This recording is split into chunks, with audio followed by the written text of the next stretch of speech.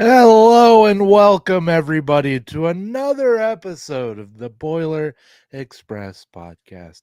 I am joined by one handsome gentleman and the other's all right. Frank the Tank, the stat tank, the biggest brain in the game today. Frank, how we doing, big dog? Oh, doing well, Dylan.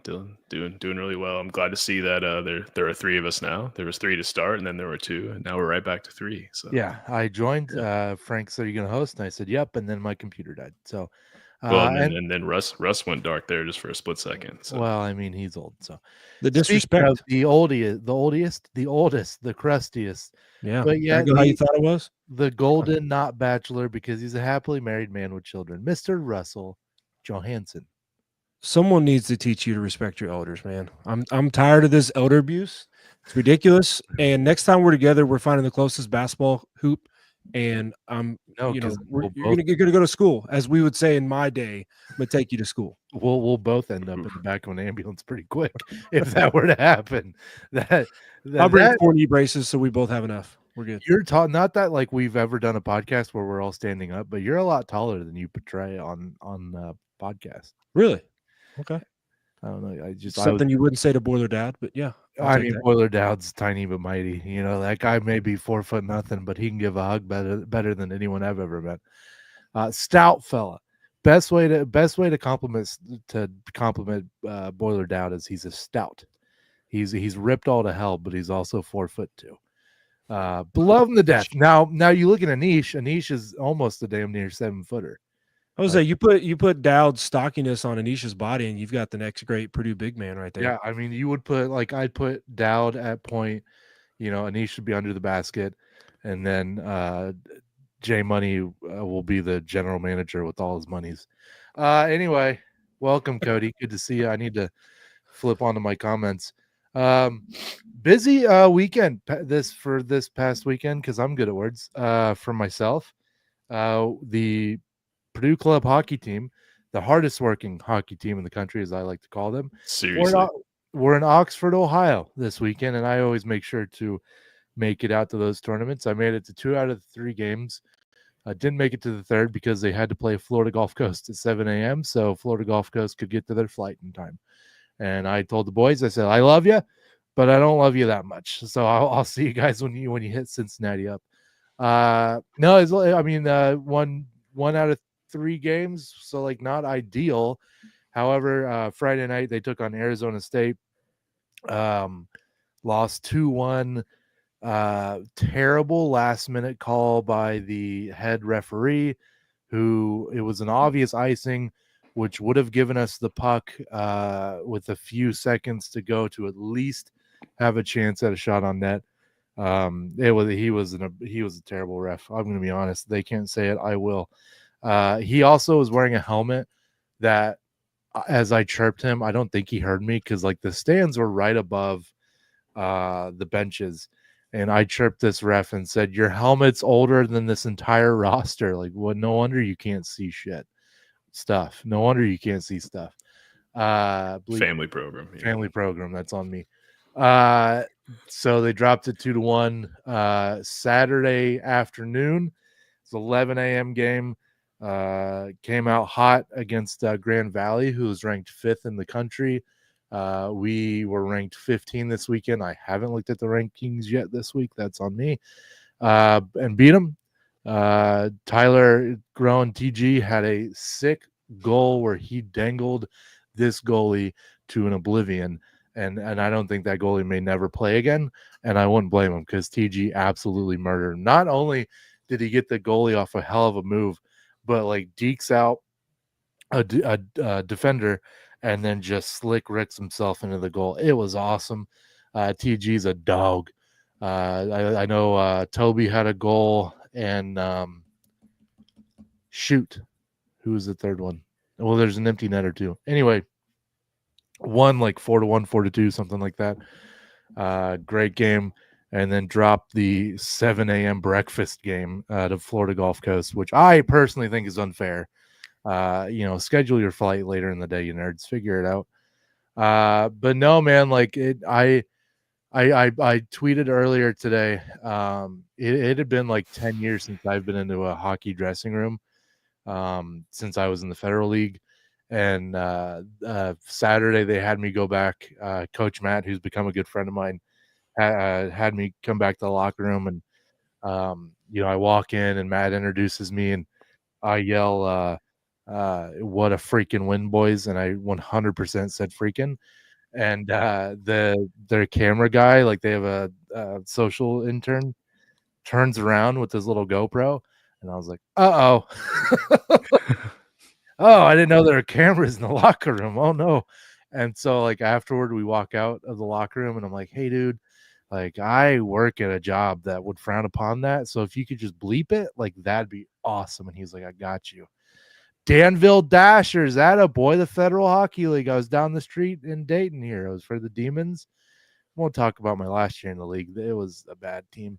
But yeah, Danville, they're back. The Dashers are back too, last I checked. You can't keep up with the Federal League because the teams fold every other year because a lot of their owners are sketchy.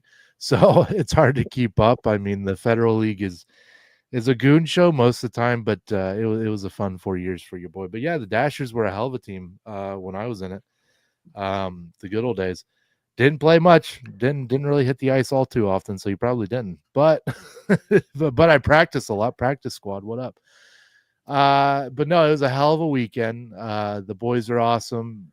Talking to them, really they've got a plan for the future. Talking to captains Toby and Tyler and a few other of the boys, and they got a really good plan coming. They really want an arena, not an arena. That's a big word. A place to play. Whether that be. You mean like a place on campus, right? Yeah, like a place on campus. Because right now they play in Indianapolis and they practice in Indy too. So they got to drive from West Lafayette to Indy to not just play their games, but to also practice. And that's Is like the an Mackey hour. floor big enough that they could put a temporary rink in there? I mean, I doubt they would spend that amount of money. So But- I would love that, but I also wouldn't because, I mean, we saw what happened when Purdue played at Washington. Oh yeah. And like the people hate playing at the United Center because the floor gets slippery because the ice is underneath it. Yeah, there's a bunch of places. Philly, Boston, a lot of those places do. So, I do want to pull up Cody's comment here. Cody, that's awesome, man. Got a boy. Cody said he was able to save someone's life tonight. So that's awesome, man. Had a kid. Yeah. But yeah, man, it was a fun weekend, and I thoroughly enjoyed myself. So if you are able, if you live in the Indianapolis area, they play at the Youth Pavilion. I can't remember the exact name for it. That's on me. But Fishers, right? Yeah, it's in Fisher. So go to at Purdue Hockey on Twitter and at Purdue Hockey on Instagram, and they have their entire schedule out there. And I don't know, these dudes deserve all the support that the fans and alumni can give. I've said on previous episodes, the players fund the program. I mean, like the university puts very little money into the club program. And yet it's still as successful as it is. And we still have a top team in the country. And it's all because these dudes come in and work their tails off to fund the show. You look at, they just played an outdoor game a week or so ago, and they had throwback jerseys, and they'll sell those at some point, I'm fairly certain. And then they do all the work, and the coaches too. Coach Dave has been doing it for a long time. He's a hell of a coach, hell of a guy. Same with Matt and Mike. Mike's another Federal League alum, Danville Dasher guy, actually coached there for a bit. So they put in so much work, and that's why I call them the hardest working team in America, because they really are. I mean, Liberty, for example, was one of the teams that came in for the tournament in Miami, at Miami, and they had like school team buses they rolled in on. Purdue, fairly certain they took their personal cars, like, and kind of carpooled over to Oxford. And for example, like the university sells Purdue hockey shirts, hoodies, hats, whatever. Team doesn't get a dime from that. The university 100% pockets that revenue. So it's how you look. I'm not trying to dog the university. But what I'm trying to say So is, first you're an Ohio State fan and a Notre Dame fan. Now you're dogging Purdue. listen, I calls them as I sees them. But I'm not trying to dog the university. What I'm trying to say and put in perspective is that these guys work their tails off and they deserve all the support in the world. So if you're able, just check them out on socials. If you can donate, the money goes straight to the team, and it only goes to the team and not the players. It goes towards gear, hockey. Like hockey sticks. I don't know if anybody's Googled those lately. They ain't cheap. And when you're playing as hard and as dominant and as quick as these dudes are, they break often. So a lot of it goes towards gear, jerseys, uniforms, hotels, food, dinner, snacks, whatever, gas. Like it's awesome what they do. And obviously I'm a hockey guy, but it's more than hockey with these guys. It's a love for the game, and they represent the university very, very well. All the kids are well-spoken, funny, good young dudes, and they represent. They understand that they represent something bigger than themselves, and that's Purdue. And they wear it with pride, and they really represent the university in a positive way. So I just give them all the credit in the world, and it's kind of long-winded, but they deserve the pub. And that's one thing I've told Matt and some of the boys is whatever we can do as a podcast to shed more light on this incredible program, we will do so in a few weeks. They'll be playing UC in Cincinnati. I'm for sure going. I know Chris has talked about going, and we're going to try and get as much as a crew down there as we can. It's a little difficult because we're all over the place, but if you can support the hockey team, follow them at Purdue Hockey on Instagram and Twitter or X, whatever you want to call it. They're dudes, man, and they work their asses off, and they deserve every little bit of support we can get. And maybe one day, like Cody says here, Purdue can be home. And Tyler, the captain, and I, Tyler Grown, TG, and I were talking, like, we genuinely think if Purdue had a Big Ten D1 hockey team, that the support would be absolutely bananas. Oh, it would. You can thank question. Title IX for that. Yeah, that's true too. Yeah. But like, and same, if we had a women's team, I think the support would be absolutely bananas. You see the support the volleyball gets and women's basketball has gotten in the past. Like, Purdue fans are a loyal bunch. Like, we were selling out Ross-Ade for a 1-11 football team, and so like, it's like Purdue faithful. We're a faithful bunch. No one should ever question our faithfulness because it's there.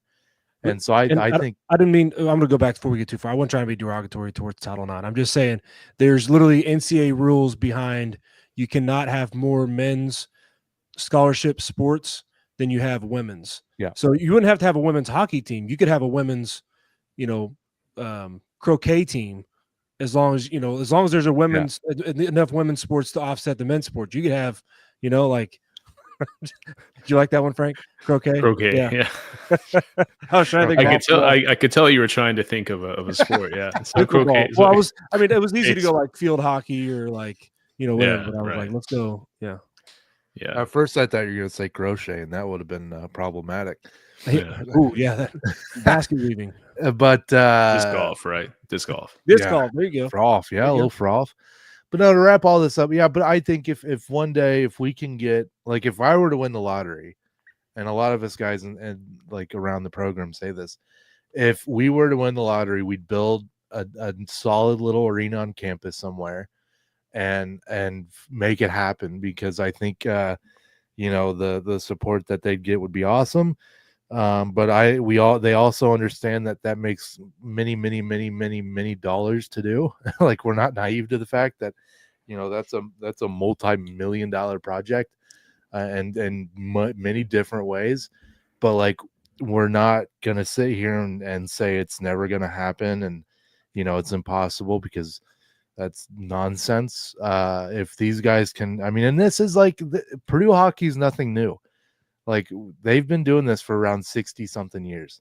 Like, Wow. like it's nothing new. Yeah, To didn't you say Purdue, before they used to play hockey games on like the tennis courts? Like they'd put water on it and freeze it over, and something like that. Yeah, yeah. you were there. You I have a question with a possible follow up. Yep. Just since you've been talking about this, Yep. when they do their like jersey sales, like when they, they reach out and they say, "Hey, if you want a jersey, get your name on this list, send me the money, and then we're gonna order them." Yep. Does that money go to the team? Yep. Okay, so well, it covers. follow Dylan, and he'll share that when they do that. And then, is there any other kind of apparel or things that they do like that? And if they do that, would you share them so that people could like? Yeah, buy I mean, them? anytime like there's a jersey sale, which I'm fairly certain they're going to do the throwback jerseys at some point, if not the gold train jerseys like the one I have. And they're like, that's the thing too, like they have tiers to it, so you can get a like screen printed jersey for I think like $100, and then you can get exactly what the players wear for just 140.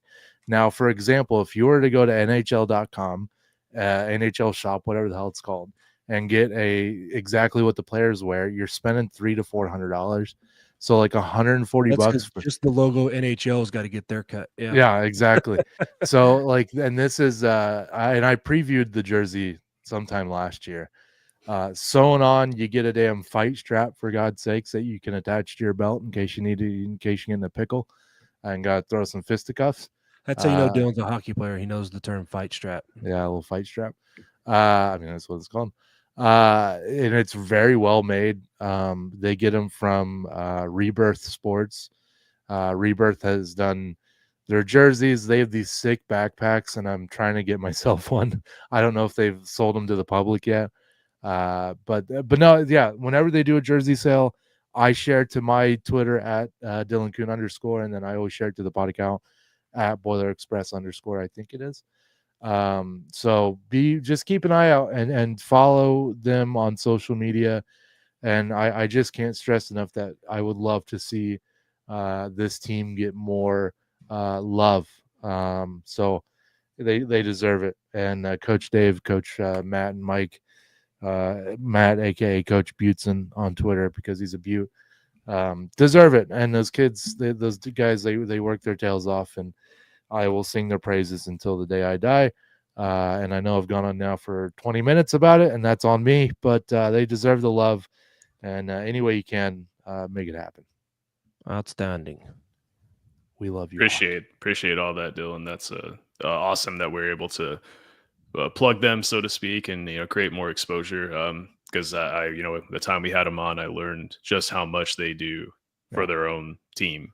I mean, and a lot of the bigger sports, those guys, they play, but they're not having to worry about jerseys and funding and all that. So, and they have a president, they have a whole board and it's all players.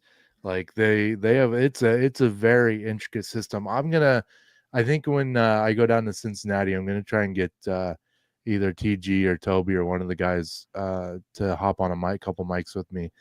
Or just do it over this sometime and really go into detail over it, because we didn't really get into much detail about it last time, besides some cliff notes. But yeah, they got a whole system, and just not only are they damn good hockey players, they're damn good humans, and I love them to death. And so, yeah, that's it. Go Purdue hockey. I appreciate that, Dylan. Let's take a transition here a bit into another sport, basketball. Let's do it. Any surprise to anybody? We're going to talk a little bit of basketball this evening. Purdue basketball school. There's a reason. One thing I want to mention, there's a reason that I'm rocking a particular Grizzlies jersey right now. Certain player for the Grizzlies was announced to the Rising Stars Challenge as part of the All-Star Week for the NBA festivities. Zach Edey, Purdue alum. Some of you may have heard of him. He's doing really well in the NBA. He's averaging just under 10 points a game. I think something like 7 rebounds. He's playing a lot. He's playing for a really good team, the third best team in the West. So, fun fact, if you didn't know, since we just talked about it, he played hockey. Yeah, he did play hockey. Yeah, he did. Yeah. He did. Fun fact. For anyone who doesn't know, that's like a thing that happens as part of the the All-Star festivities, because the All-Star game's stupid. I mean, just to put it bluntly. But they changed it up, right? Like it used to be, like rookies versus sophomores or whatever, but now it's like USA versus international or something, right? Or well, I think it's like a teams. skills showcase. So it's it's almost like a combine type skill. Like at least that's what it was last year. I paid a lot of attention to the NBA. Yeah. So definitely tune into that. The slam dunk contest isn't even fun anymore. It's really not, and that's a shame. And it's just because everything's already been done. That's the thing. Yeah. The last one that I watched was the one where Paul George got robbed. He should have won it. He dunked the basketball like in the dark, and he didn't even get the best score. Hell, Russ played when they didn't even know what dunking was, and they didn't have a 3-point line. So. There it is. So we got talk about hockey here. You were actually professional for like 20 minutes. I'm back. You got a comment here. It says angry Braden is the best Braden. Yeah, I mean post-loss Braden and angry Braden. Those are you didn't read the second part of that. And the insertion of Cox has been Painter's best decision. An all-time fun fact on Cox here. Fun fact on what? Wow. Okay. So of the rotational players, CJ Cox most impacts Purdue's defense when you look at on-off numbers. Purdue's defense decreases, or I don't think rating. CJ Cox isn't a rotational player anymore now. He's a starter.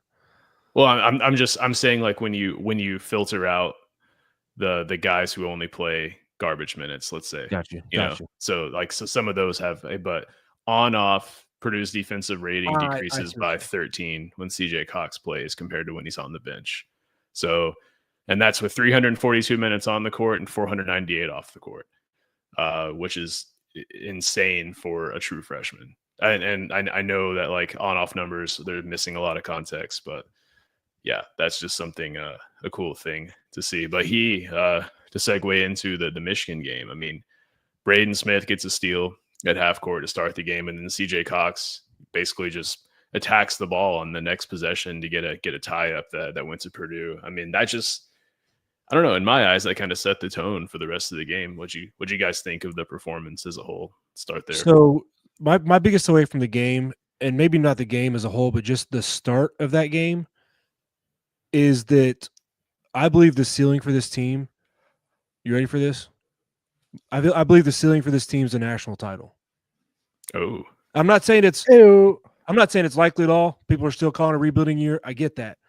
But the way that these guys came out, especially with Braden and Fletch and TKR as upperclassmen now, it's like they came out and said, okay, this is a game we have to win. After what happened to Ohio State, the way it derailed the momentum we had in January, obviously we were tired.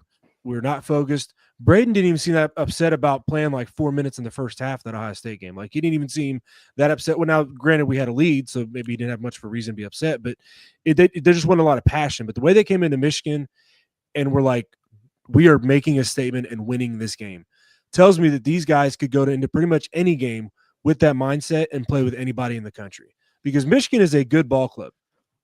Michigan, I mean, going into our game, they had 4 losses and they were by like 1, 2, 2, and 3 points. Yeah. 2 good teams, to decent teams that will make the tournament. So for them to do that, that's what that told me. That now, again, like I said, it's, sports psychology is a multi-billion-dollar industry for a reason, because, you sit there and you think, hey, we're not going to lose focus on a double-digit seeded team, but sometimes it happens and then you get upset. So, but I'm just saying this team definitely has the ability to play with anybody. That's what that showed me Friday night, that first 10 minutes especially. We got some disagreements here in the comments for us saying we should feel blessed to make the Elite Eight this year. And Nick, you can leave your negativity in football season, but it's basketball. We're actually good at basketball this year. my thing is that just parity seems to be at an all-time high in college basketball. I mean, 10 years ago, like the level of dominance was like from the top 3-4 teams was just so much higher than it is now. And I feel like now, you have 30 to 40 teams which is why I believe the national title is a ceiling for us. Like I said, it's not likely because there is parity, but there's people projecting us as a 2 seed now. So Nick, the Elite Eight would be the expectation then. If you're a 2 seed, That's the expectation, is you're one of the top 8 teams in the country. So it's not like a ceiling. And then you get to that point, maybe the 1 seed in your bracket gets knocked out. Like Auburn's the only team that maybe truly scares me at this point. But, if we get an opposite bracket of them, they got to win 5 games before we play them. Now, obviously, UConn did that last year, and we played anybody besides UConn, we probably take home a title last year. But, that doesn't happen every year. So. Yeah. I mean, I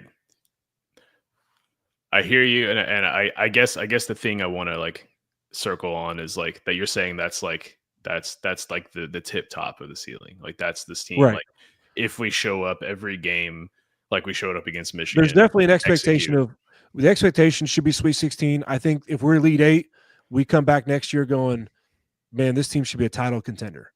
Yeah.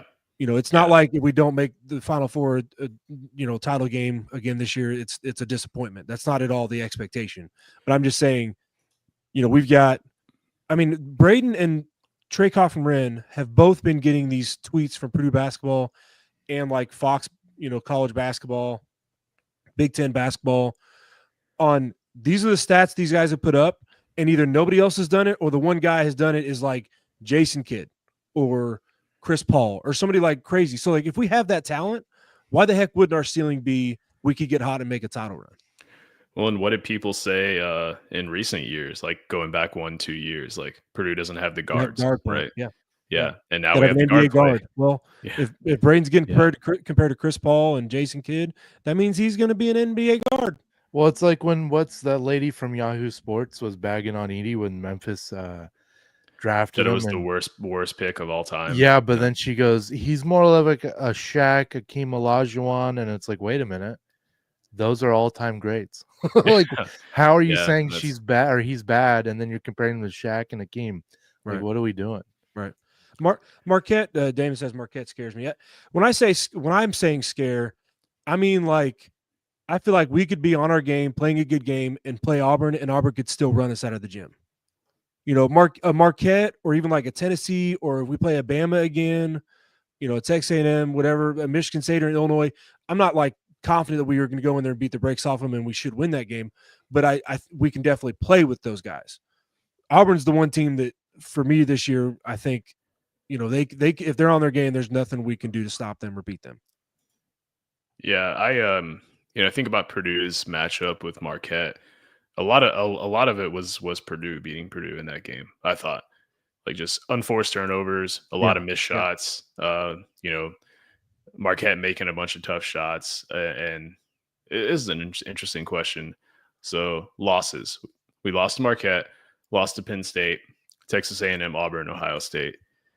Of those teams, which one of those games would you just like to have back?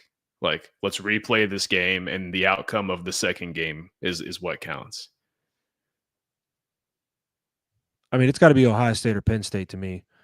Yeah, I don't care too much about a non-conference loss to a ranked, especially a highly ranked opponent. Well, let's just say when those games affect the conference standings, I want another title. So, well, okay, let's throw that out. Which team do you think that like we could have redemption against? Just for like Ohio State it doesn't count sure. as They're like kind of equal, like especially Ohio State. And given the records we had on the line with Mackey, and we were getting close to some all-time, streak records, I'd love to have that one back. I think we play that Texas A&M game right now, especially that Texas A&M game. We probably win that one. Marquette, you win that? Yeah, win that one. I knew Dylan. I'm like, every time something comes out of my mouth, I'm like, dang it. As soon as Dylan I think we win that and down yonder. Win that one and that one. I could let that Ohio one State too. Yeah. Yeah, no, my pick's Ohio State. I'd take that. Interesting. Yeah. Like Penn, like you could definitely make a case for Penn State because we're not picking the teams we'd root for besides Purdue, Dylan. We're the teams we'd like to beat. Shut up.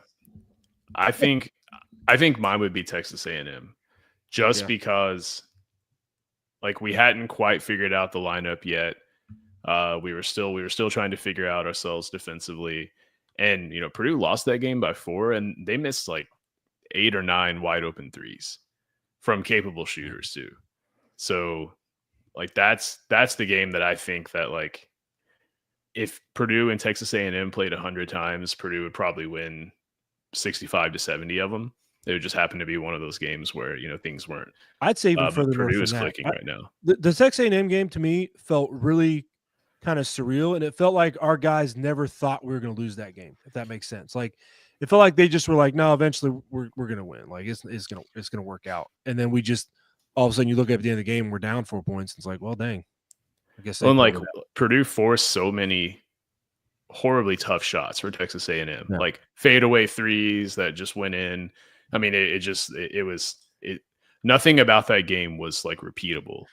Like Miles Coleman's not going to go 0 for 5. Cam Heidi's not going to go 0 for 4. Over and over again. That's just not. And like they were good looks too. And like Trey Kaufman-Renn, I mean, he had an off game. It was just a mixture of things. So that's the game I'd like to have back. But let's talk about Michigan a bit more. Trey Kaufman-Renn said something in the press conference.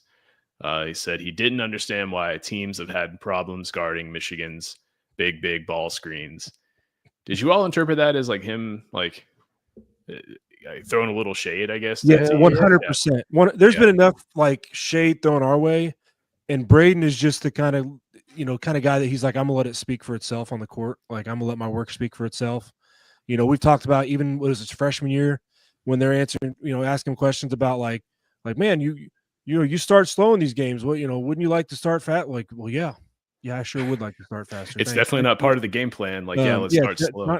Not playing that way. But Trey Kaufman-Renn is like, he's tired of this, like Ace Baldwin doing the whole, I guess the point guard for Purdue's pretty good. I don't know. And, Trey Donaldson from Michigan going, apparently up north, they talk about arenas like they're really something. Maybe they are. I don't know. I guess I need to look into it. Apparently Mackey's impressive or something. I don't mean to be disrespectful. It's like, okay, the social media age has been around for a while. Microphones and cameras been everywhere for a while. Like, that when you say things like that and in that way, you're throwing shade, even if you try to say, oh, no disrespect or nothing. So Trey Kaufman-Renn is definitely the guy that his press conferences, interviews are must watch, I think, the rest of the season, because I think he's just going to round more and more into form on those. It's going to be great. He can back it up. Like so like Michigan only tried to get into that action a few times, and almost every single time it led to a turnover. Like, he can back it up with his words, and he backs it up in the post. He backs it up with his play. He can back that thing up. And so what was the stat about what was the stats that were dropped about TKR today? Which about like north of 18 points, 6 rebounds, like 4 assists and 2 steals. Yeah, he's the only player in the country to hit those marks. And so, Russ, that has to be some sweet redemption for you, man, because you just to be blunt, like, some people made fun of you for saying TKR was going to have a breakout year when you were on the huddle before. Hey, only I'm allowed to make fun of Russ. Yeah, people were like, "Who's this Russ guy? And why is he saying Trey Kaufman-Renn is going to have a great season?" And Russ also said that Steve Pikiell would be the coach most likely to lose his job. And Russ, we don't know what's going to happen with Steve Pikiell, but they're underperforming with 2 top 5 picks on their roster. So, Russ knows ball. Yeah, I was really. What's that, Dylan? Said Russ knows ball. He does. Russ does know ball. I don't have a big brain, but I'm above average. So, and I'm slightly happy with above average. Slightly. Hey, still above average. Hey, listen, that's whatever helps you sleep at night. But it was just a scoring fest against Michigan. So, like, Braden had 24 points, Fletcher had 18, TKR with 15, First with 6. First on the receiving end of a lobster, man. Like, that was pretty crazy to see. #lobster. Yeah, you heard it here. Colvin with 5, Jakari with 4, Cam with an awesome lob to Cam. And like, I truly and I mean no disrespect to Brian Waddell, I just didn't think this would be a game where we see Brian Waddell. So to not to get too far from that little lobster statement there, to give you guys background, in our group chat, I think it was it Chris that sent something about we're 0 for something on, or 1 for 4 on lobs. Well, it was me, and then Chris did it again. Yeah. Gotcha. Yeah. So twice Apple autocorrects lobs to lobster. So it's so now lobs are going to be called lobsters going forward. But I think the more impressive thing, in addition to all the scoring, was the defense. And mean, how many steals? Braden with 4 steals, CJ Cox with 3 steals, TKR with 2 steals, First with 2. I mean, just I can't remember the last time we had a team that forced so many turnovers. Like, and Braden's gotten so good at anticipating the pass and jumping that passing lane. Like, and I want to know, like, is that going to be part of our identity going into the postseason? Like, are we going to look to turn teams over? But this was just an impressive win from top to bottom. I really didn't expect this. I really expected like maybe a 5-point win. I expected they'd come out hungry, but Purdue completely neutralized what Michigan wanted to do offensively. As TKR said in the press conference, they just switched, and Danny Wolf had a hard time. I mean, how many turnovers for him? 4 turnovers for Danny Wolf. Trying to get into that big action that they like to run. So, just an old fashioned beatdown, and that's. I'm kind of at a loss for words, guys. Like, I truly didn't expect that. But Russ, before we move on, any other thoughts about this game? Russ, don't agree with yourself in the comments. What do we do? I don't know who that is. That is different. Weird. Russ is in the comments agreeing with himself. No, so I was not to take back to hockey, but I was at the hockey game for the first half of the game, and that was that Friday or Saturday night? Friday night. Yeah. So that's right. It was after Arizona State. We lost to Arizona State. And then we all checked the score, and everyone's like, holy crap. They didn't say crap. But we're like, look at that. And it kind of really helped bring the momentum up after a tough loss when the boys at Mackey were just throwing it through the hoop like it was no big deal. So I didn't get lot to watch a lot of that game, words. But yeah, man, like I kept up through the group chat, which is a great way to watch games through the group chat because we have some who are like, oh my God, we're going to the Natty. And some are like, relax, like let's take a deep breath. Let's not get too crazy. And then you got Russ is like, wow, take away the 3-point line. And then, you got Frank hitting some stats, man. It's a great way to watch a game is through our podcast group chat. Yeah, just a beat down, man.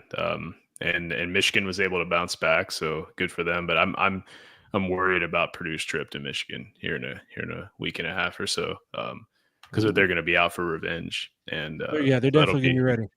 Yeah, so that'll be one to definitely circle on the calendar.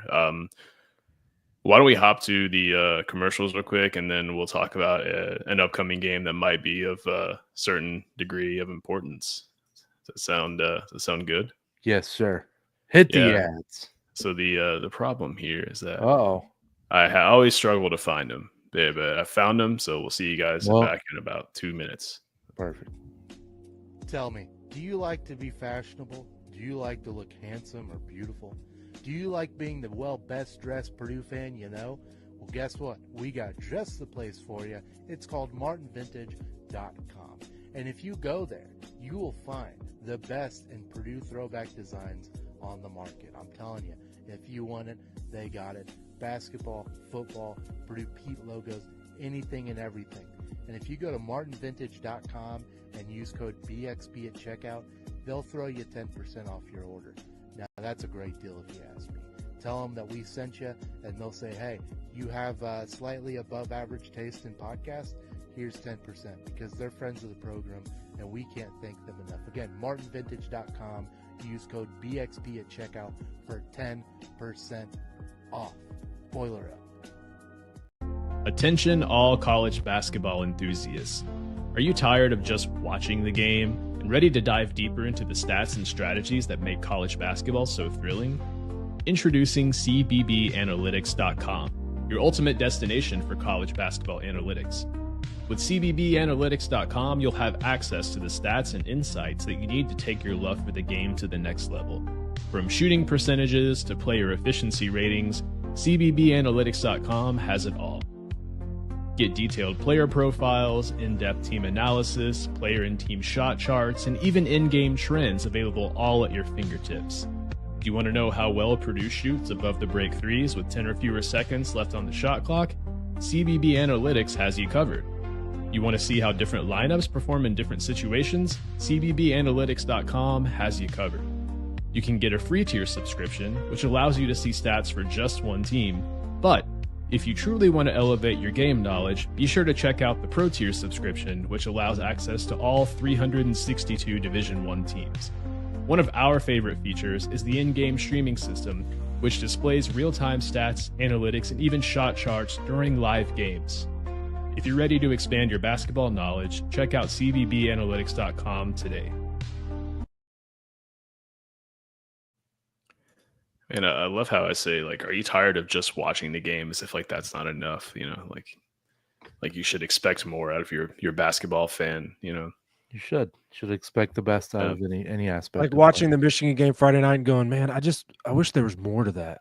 Like, I need more. Yeah, man, I wish they'd get rid of that 3-point line. I just think it takes away from the fun. You already said that, Joe. I added to it, Russ. We love each big game Friday night, guys. Big game. Well, I don't know. Is it a big game? If we were playing and like, let's just say like this were, I'm not knocking on, you know, Iowa, but like, let's just say this were Iowa, but like same players, same, like, would we care this much? Every Big Ten game is a big game, in my opinion. I agree with that. Yeah, but no, it's rivalry week. Especially when you play those losers. Yeah, IU comes to Mackey. I think it's fair to say the IU basketball program is in a little bit of a state of turmoil right now. Have they extended Woodson yet? What's that? Have they extended Woodson? Not that I know of. They need to. They need to. But yeah, the fan base is calling for his job, which is kind of crazy for a team that's 14-7. Like, it's not like they're, you know, sub 500 or anything. You mean IU fans are being dramatic and unrealistic? What? Heavens be, that surprises me.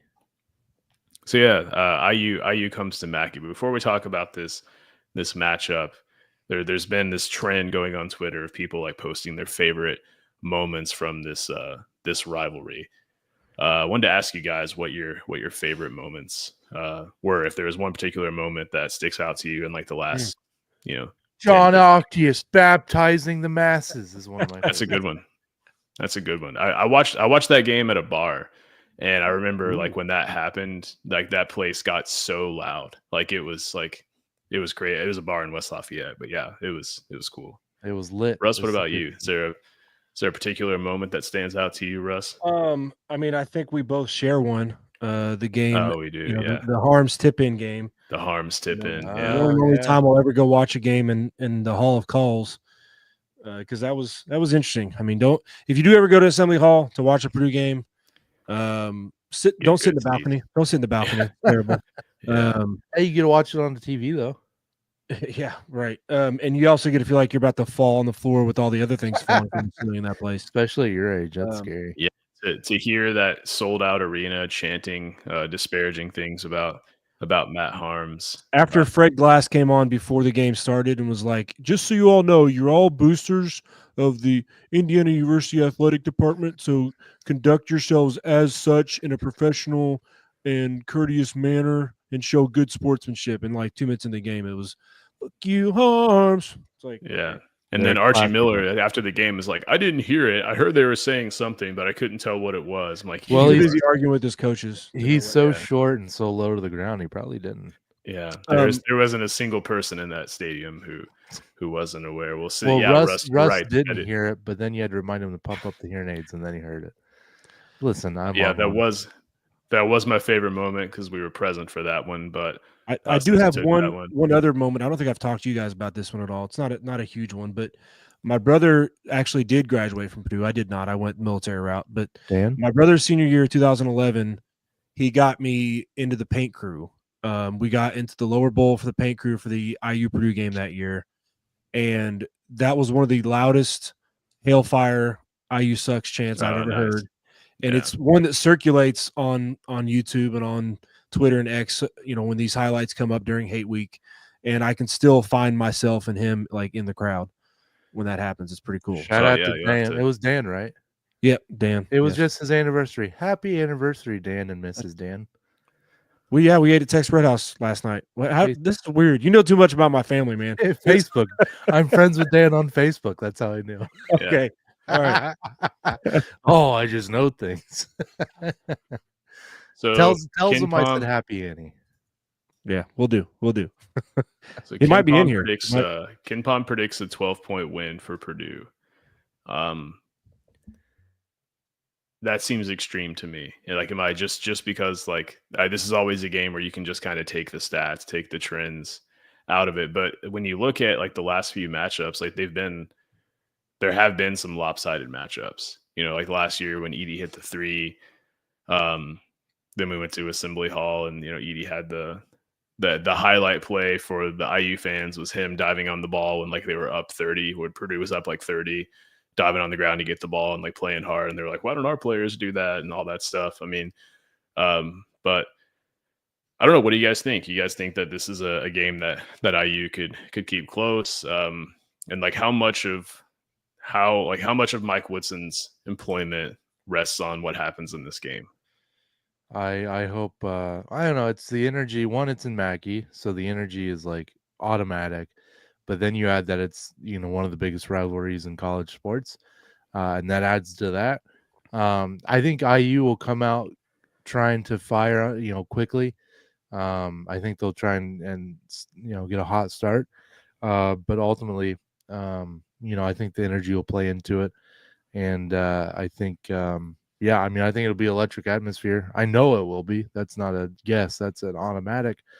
But no, I think when you play a game like this, I think you kind of throw, past games, from that season, from a few games ago out of the window. And it's kind of, I don't want to say like an all new season, but like these guys are going to come out with a little more juice than just a regular Big Ten game, like Frank alluded to earlier.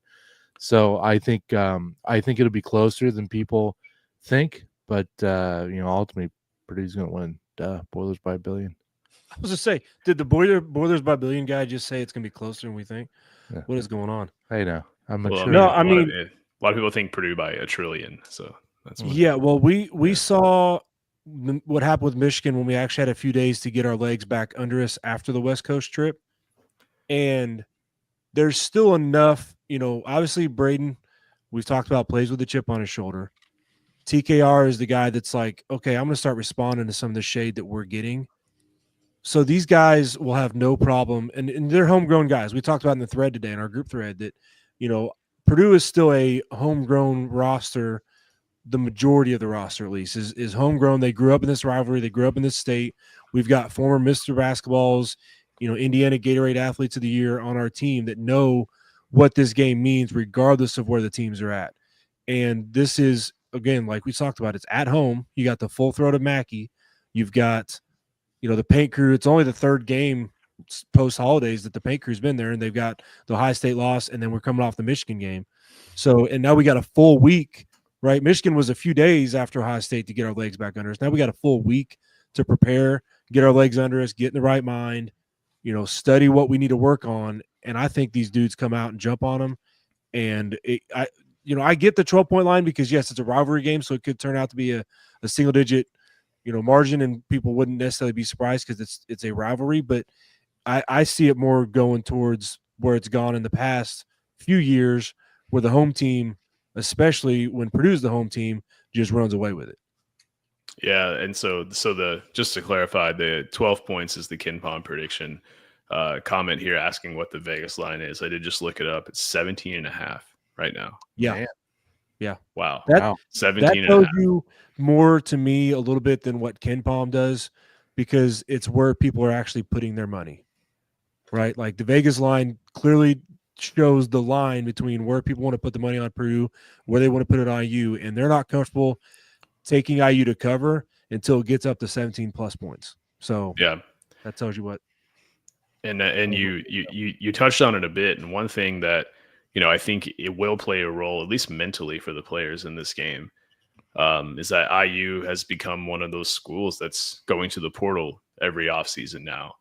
And a lot of the players for IU didn't grow up in this rivalry. So looking at the roster, like you have Braden from Indiana, Fletcher from Indiana, TKR from Indiana, Colvin from Indiana, Jakari Harris, his dad played for IU or played for Purdue. So he probably knows Caleb First from Indiana. So like it's like these guys know what this means, and like they're gonna be mentally there. And I'm just not sure, like, not knocking on Oumar Ballo, but like not sure he understands like the heat of this rivalry. And like you can say it, like you can have, you know, coaches or, you know, the couple guys on the team, Anthony Leal, who, you know, who is from Indiana, like tell you, but you know, I'm just not sure that it's gonna translate. And so that I think mentally gives Purdue a little bit of an edge too. But IU has been kind of a four-headed monster. I did mention Ballo, who we know we played against him last year when he played for Arizona. He's averaging 14.5 points a game. Malik Renew 13.1 points per game. I think he's healthy. I know he's been kind of like in and out of the lineup the last few games. Mackenzie Mbako is averaging 12.5. He's shooting the ball 35% from three. Miles Rice, the guy that IU fans are saying was going to be the best point guard in the Big Ten all summer, and hasn't quite materialized into that yet. There's still time though. We shall see. And then Luke Goody is kind of the X factor for them. In my opinion, he was clutch for them at Ohio State. But of those guys, like who should we be concerned about the least? Like, or the most? I'm sorry, Ballo's 7 foot, and you know, not a scrawny 7 foot either. But like, should we be worried about him? Should we be worried about Luke Goody from three? Malik Renew and kind of his craftiness inside, Mbako and his ability to kind of do everything as a Swiss Army knife. Like, what concerns you the most about this team? I mean, real quick before we get off the betting, sorry, I just want to say, Nick, if you bet the Boilers money line, that's kind of a waste of money there, bud. Because I just checked the money line. You know what the Purdue money line is in the game? No idea. What is it? Minus 3,500. Okay. So for the easy translation for those of you that are not good with math, like I'm not great with math, that means you have to bet $3,500 to win $100. To win $100, you have to put $3,500 on the line. So I think Boilers money line is kind of a throwing away the money. But the math ain't mathing.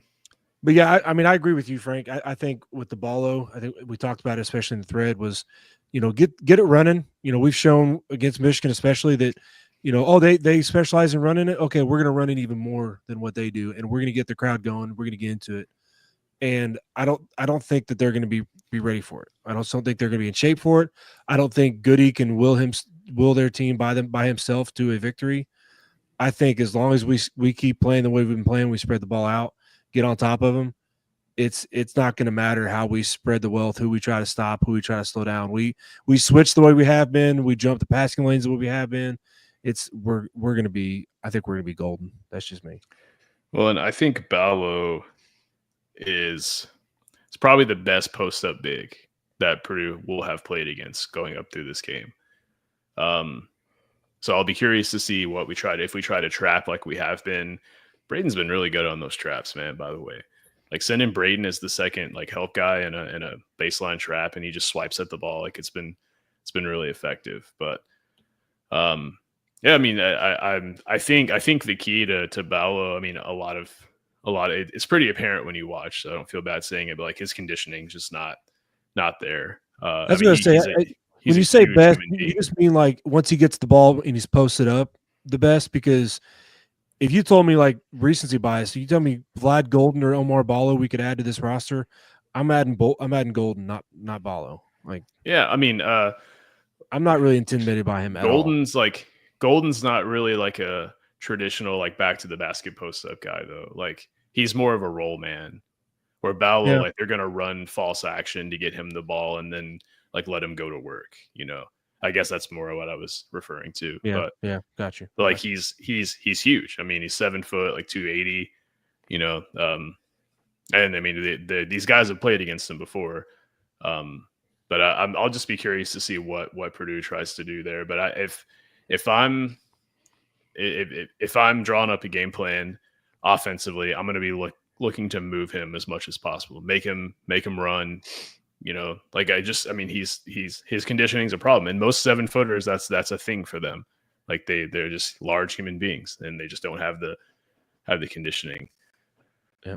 So another question I wanted to ask, you know, we've always talked about, but like we've gone through all these moments here of things that have happened in Purdue games, like particular players making plays. Like John Octius is forever solidified in Purdue history because of that dunk.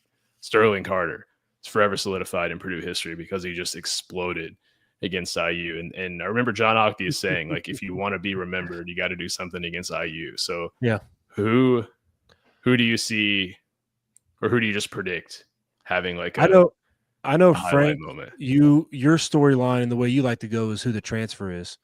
You know, like if David Jenkins Jr. or if it's going to be Lance Jones or whatever. I've we don't gone really have transfer that twice. Year. Yeah. I'm going to go with, our newest phrase on the podcast, the lobster. And I'm going to go with, you're going to see Cam Heide and or Miles Colvin get a lobster that's a explosive Mackey moment in this rivalry Friday night. Ooh, I like that. The one where like the roof just pops off of Mackey and lands in Rossade. Yep. Caps off like a 10-0 run, 11-0 run. Yeah. I like that. Okay. Dylan, who do you think? If you just had, and this is just a guess here. I kind of second Russ's idea, like a lobster somewhere, but like I'd love to see Heide slam one home because he's so good at it. A Caucasian that can dunk very well is hard to find. He does it very well. Shout out to him. So yeah, I just, my favorite moments, and I think, I don't want to say an underappreciated moments, but when like the roof just literally pops off of Mackey and the play, and like the ESPN cameras like zoom out to show the crowd. And it's you're right. That's not usually appreciated very much. Yeah, you're right. Those are underappreciated. Is that sarcasm? I'm just saying, like when we think of moments and we say, well, Octius was at IU, but like you don't like go back and like remember. Oh, I guess you do. Shut up, Russ. You're talking about you're talking about like any opponent, not just IU. Just like any opponent, really. I mean, it doesn't have to be just Indiana. Yeah, but like any moment where like the roof just pops off of Rossade. There's no roof on Rossade. There was, but it popped off. And now there ain't no more. They never built it back. I don't know why. We used to have a dome. But no, and when the roof pops off Mackey and like that slow little camera drag out, and it just shows both ends of the paint crew going bananas. If we're going there, man, the one I keep reliving and my favorite all-time Mackey moment will be the Gillis 9 3-point game. Oh, that's a good one. Because I cannot describe, like I've been in many a Mackey moment where it's the alley-oop or the halftime three-pointer or just a transition three-pointer that caps off a run that explodes the arena. The other team has to call a timeout and it's over. But like the Gillis, like I get goosebumps just even think about it now. That Gillis game was nuts because it was like it was bigger every time, right? Like when he hit like his fourth three, like we're after he hits 2, 3 or whatever in a row, now you're drawing stuff up for him. So it's like, oh man, here's a fourth. Oh my goodness, there's a fifth. Dude, don't leave him open. Oh, it's a sixth. And then it just kept going. And every time somehow that place got louder and it was just insane. It was insane. And it was interesting because it took like 7 before Penn State started guarding it. Like, because that was the thing Penn State was willing to live with in that game, is they were like, all right, we're going to sell out to make sure Zachy doesn't get easy looks at the rim.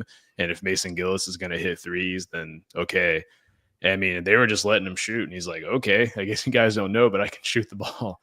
There was crazy. There was a moment where PJ Thompson had a half-court shot. Maybe Villanova. Was that Villanova? It was Nova. Okay. Yeah. That was such a good Villanova team. Mikal Bridges, Jalen Brunson, Josh Hart. There's a fourth too. They're all pros now. The current Knicks. Oh, DiVincenzo. The current Knicks roster, is that what it? Yeah. The current Knicks roster, and then the guy who they traded away, who's like salty about it, and Dante DiVincenzo. Yeah, that was an insane. That was probably a top 3 moment for me when that shot went. And it wasn't even like a buzzer beat. I mean, it was at halftime, but mine was when Raphael Davis hit his 5th 3 in the first half against Michigan State 2016. Yeah. That's a good one. That was awesome. Shout out to Ray D. Tweeted or retweeted one of my. I wrote 15 on my hand and couldn't remember what the hell that was for. Awesome. We're going to keep this theme going. A fun one for me. Another reason the Gillis game was cool to me was it was my first and only time I've taken my brother-in-law to a game in Mackey. So when that happened, I was like, dude, you just experienced. You're probably not going to top that at Mackey ever again. But Louisville at Purdue, ACC Big Ten Challenge, the year after we lost in the Yum Center in like the rock fight that was like the first of 50 won that game. Every Purdue Louisville game's like that. So I brought my little brother. I brought a buddy of mine that I worked with. The buddy was a Kentucky fan, brother was a Louisville fan. And we went to that game, and they brought the bucket out because it was the first time I think it was Brahms' first year, maybe. It was the first time we got the bucket back. And they brought the bucket out at halftime, and the whole place is chanting "IU sucks" at a Louisville Purdue game. And they're like, "What are you? Is this real life? Like, I was like, dude, this is the rivalry. This is how it happens." That is another. They also did Hailfire because it wasn't banned yet, so he did that. And he's like, "What is this with the IU sucks thing? You're not even playing IU." And I'm like, dude, that's why I tell you, Louisville, Kentucky, to me, doesn't hold a candle to IU Purdue. That's just me. I know I'm a homer. It doesn't. But it doesn't. Especially here I like the fans, maybe, like among the fans, but like it's yeah. No, that's an underrated moment is when they bring the bucket out at halftime, which unfortunately won't happen this year. But it's still an underrated. It may happen the other way around, unfortunately, again. But no, that's another like not talked about moment a whole lot is when they bring the bucket out and like the guys are wearing the chain from one end of the court to the other, and it's just I've never seen it in person. I've only seen it on TV, but it's always a hell of a moment there. I remember, I think it was the same time you're talking maybe, when Kirk Barron had the bucket and he was just covered in chains, and it was those moments are always cool. Uh-oh, got a comment here. I know this will get hate, but I'm absolutely sickened they banned Hellfire. I am too, dude. Bring it back. Yeah, well, they get hate. I don't think, we're not I know Dylan calls me the old angry fogey, boomer guy, but no, I loved that, man. It was always Russ, you know my favorite Hailfire moment, right? I'm sorry. The lady, the Iowa fan. Oh, okay. I don't know, that wasn't Hellfire though. We didn't do it because that was like first quarter. Yeah, that was kickoff. Yeah, because it was at the end of the first quarter when we did the wave. Because it was first quarter when she was upset. I can't believe that you guys are that's really bad sportsmanship. I don't understand that. And then at the end of the first quarter, we did the Kinnick wave to the children, and she was like, "Oh, well." And then she never said anything the rest of the game about bad sportsmanship or whatever. Yeah, she said, "IU sucks. That is the worst thing I've ever heard at a sporting event in my life." What? What has she gone to polo matches and golf matches only? Like what? Yeah. If that's the worst thing she's heard, I have some horror stories. And again, speaking about worst things you could have heard, to tie in a moment we talked about earlier, Frank, that IU Purdue game at Assembly Hall, the Harms game when they were chanting, "F you Harms." They tried to equate that to IU sucks. Like, well, you guys say IU sucks. Like, yeah. Mm-hmm. If that lady heard that, she would have had a heart attack. Good Lord. Yeah. Yeah, that's that was an interesting moment she goes to. But then she went on to even add, and she said, and at Purdue of all places, and like I expected better from Purdue. Like it was almost like she held Purdue in like a higher tier, which I appreciated. But I mean, yeah, she kept saying like I would expect this from some other schools, but not from Purdue. And like okay, I don't take a nap, lady. Yeah, I saw some clips of Eagles fans and the way they were treating Commanders fans this past weekend. Dude, there's far worse than that. Eagles. I told you, Dylan. That's why when I said that they don't deserve it, like I do. If I had to pick somebody, I'd rather see Karlaftis get his third straight ring to start his career than. I mean, and that's the thing. We'll end it with this if we don't have anything to talk about is the Super Bowl. Like as a Bengals fan, I hate the Chiefs. But like I love George Karlaftis with all my heart. Like it's great dude. But I also really would like to see Saquon Barkley get a ring. But at the end of the day, it's Boiler Gang over everything. And I'd love to see GK just every year of his career not know what it's like to not win a Super Bowl. Let's have this conversation then. So say they win this year. And they win next year. So now he's 4 straight to start his career. At what point does he decide, you know what, maybe I could retire as like the only first-round pick in NFL history to win a Super Bowl every year that he played in the league? Not the worst idea. I mean, maybe he goes for 5 to make a full hand, but like when you think about it, like 1, you leave healthy. 2, you leave a 4-time Super Bowl champion, and 3, you can go the rest of your life with saying like, I don't know what a season without winning the Super Bowl is like. Like, I don't know what's that like. Well, he could chirp any other NFLer and be like, hey buddy, what's it like to get knocked out? I don't know. I've only won Super Bowls. I couldn't tell you. Like, that'd be the ultimate smack talk, wouldn't it? Like, yeah. I don't know what it's like to have a season where you don't win a Super Bowl. You guys don't end it with a big parade and confetti and big rings and what? Oh, that's weird. Yeah. Huh. Nick has the ultimate answer here. He says, "I'll tell you why. Money." That's Burris. We need to have you on each week as like a betting segment, like betting with Burris or something. That'd be a good idea. Betting with Burris. Ooh. No, because he'll always say take the other team to cover, but Purdue money line, sure. Burris is one of my favorite humans. Agreed. Yeah. But yeah, big game Friday. I'm nervous. I'm excited. But yeah, it's gonna be a fun one. It's gonna be a fun one for sure. And if things go south, the likelihood of Mike Woodson keeping his job goes up a little bit. So Purdue can't really lose in this situation. So I'm saying, man, like, sign him to a lifetime deal. They should have done with Archie Miller. They should have done it with Tom Crean. You know, they keep dropping the ball. Like, sign these guys to a lifetime contract. God, no, I'm concerned about Mike Woodson. I hope he's okay. He doesn't seem okay right now. Yeah, I was just saying, you said lifetime contract. I don't know how long that lasts with Woodson. Could be like a 2-year deal. I mean, no, he did wander off. He did kind of Biden it and did a little, the little waddle off and goodies like, dude, we got to shake hands. Sir, coach. And then in his press conferences and interviews, the amount of times he blanks on very simple words is, I hope he's okay. How old is he? In his like what, late 60s? He's 67. I googled it. Yeah. Well, you need to get a press pass and like sneak in there and ask him a question about like, so do you prefer cover 2 or cover 3 defense? And see if he like still tries to answer it. Have you seen those guys that do the mumbles? Well, they'll be like, have you ever like but they do it a lot better. And like have those guys sit there in a Woodson press conference, and he just like, what? Go Hoosier. Well, we're gonna go back and look at the tape and just practice fundamentals and just get better every day. Now you sound like Ryan Walters, man. Come on. look at the tape, get back to fundamentals. Those are the two buzz phrases for him. In third grade gym class. In a home. Would you like a large $5 million home in the West Lafayette area? Yeah, that's up for sale. We talked about buying it as a podcast for our campus home when we go to games and such, but I think we're going to weigh our options and see what else we can get.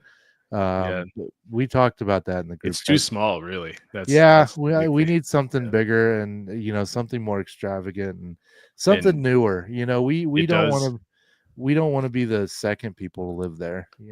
It does. No, he actually never even the first lived people. There. Yeah, he never got to move in. Oh, but it we does like have to a design dog our room. own. It does have a dog room, but we would need multiple dog rooms. We all have dogs. So. We do all of us do have we are dog people. We have horses. So he's got big dogs. Yeah, I need somewhere to put my horses.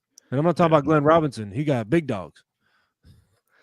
Dylan, you need to get a petition. Oh yeah, bring Rowdy back. Yep. Yeah, boys.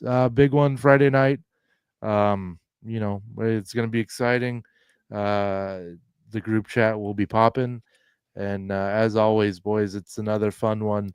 Remember to get your pets spayed and neutered. And, everyone have a wonderful night. We love you. Boiler up, hammer down, hail Purdue. Get the win. Choo-choo.